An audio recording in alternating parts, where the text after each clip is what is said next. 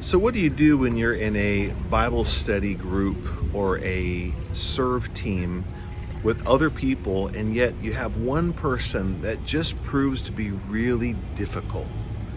And everybody else is coming to you as the leader and say, help, this person's frustrating us, irritating us. What do we do? Well, I want to tell you.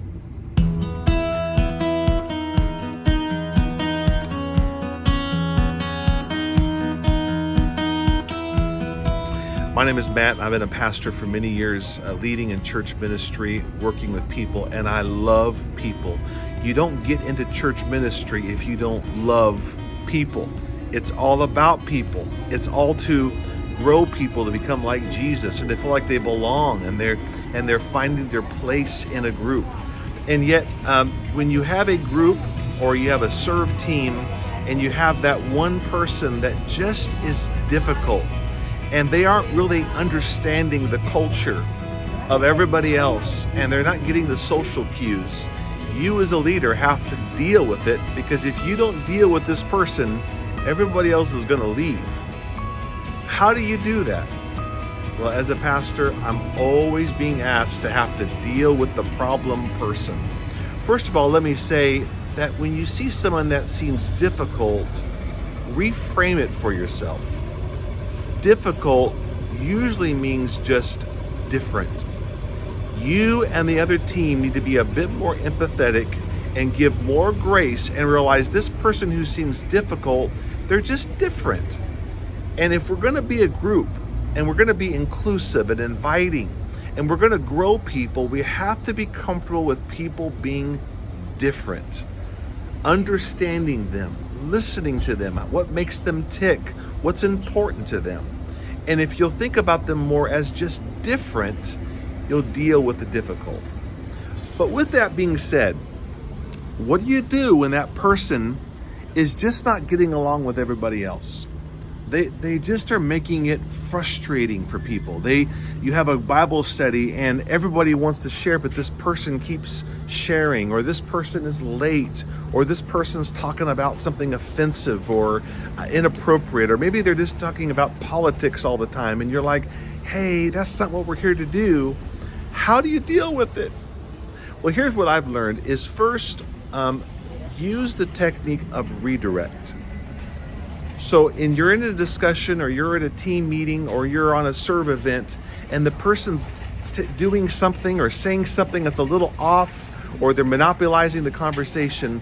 What I've learned is to redirect them right away. What I mean is to kindly interrupt them and take it to a different subject. You know, most of us, hopefully, if you've raised in a good home with a mom and dad, and you had good teachers and mentors, you learned the social skills of when someone's talking, you listen. You don't monopolize the conversation. You say things that are positive, uplifting. And yet many people haven't been raised in a good environment. They didn't learn those social skills. They just said what they wanted, said what they thought, did what they wanted, and they had an unregulated ungovernance of their talking and their thoughts and everything else. And because they haven't been trained that, they don't know those cues. So in their mind, they're just trying to relate and connect and share what's on their heart. So what I try to do without embarrassing them, because you never want to embarrass someone in people, you want to make them feel good, is I'll just interrupt them. Now, if you interrupt me, I'd feel kind of hurt and embarrassed, but really, someone like this, they don't understand. So interrupting them and saying, hey, let's talk about this. Or, John, I want you to share right now. And what happens is sometimes that difficult person starts to catch on, oh, I probably am talking too long. Oh, I need to make space for them.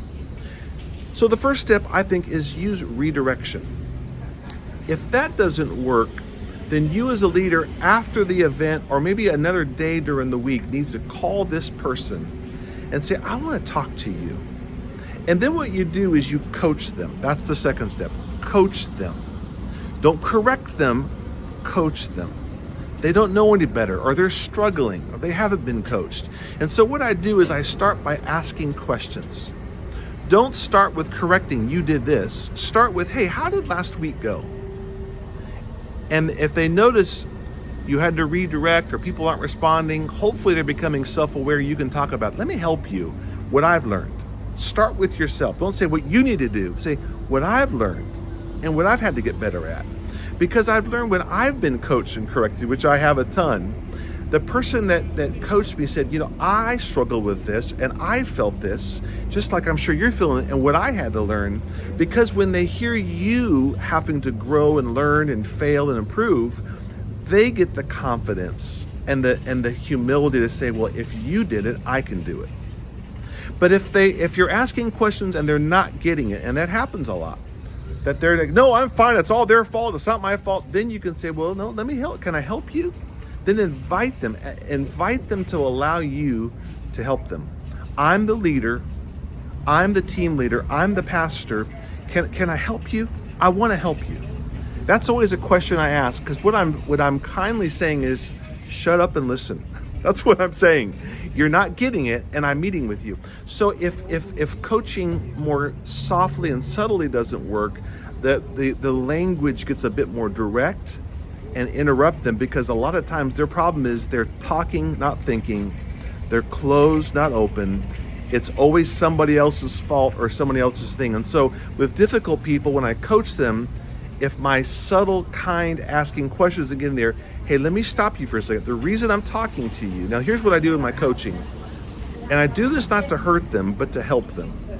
If encouragement, coaching, wisdom, insight's not working, I give them two other things: pain and pressure. Because what I learn is the only way we learn is when there's a little bit of pain. We move from pain. We don't like pain. This is why parents will discipline their children, not to hurt them or punish them, but to teach them, when you do that, you're going to experience pain. So what I'll do is I'll say, listen, the other night, maybe you didn't realize it, but you were speaking out of turn and you said this and everybody else was frustrated. Did you? Maybe you didn't sense it, but I sensed it. And you can't do that. So now the coaching becomes a bit more direct and painful, so that they'll realize, I don't want this. Then you always follow up the pain with affirmation. I believe in you. I'm meeting with you because I love you. I see the best in you, and everybody else loves you, but you can't do that. If you're going to be in the group, I need you to do this. And you start setting up clear boundaries. The third step with a difficult person, and this is the step I don't like, and I don't always have to get there, but sometimes this is necessary, is if you have redirected, you have coached, you have encouraged, you have given clear boundaries, and they keep transgressing those boundaries. I don't care what you think, I'm just going to do my thing, I can't help it, and they keep doing it. Then what you do is, after that last event where they transgress and they frustrate people, you bring them along with you, and usually have another leader with you, so you're not doing it alone. Say, hey, we've talked about this. I've tried to encourage you. We love you, but this isn't working.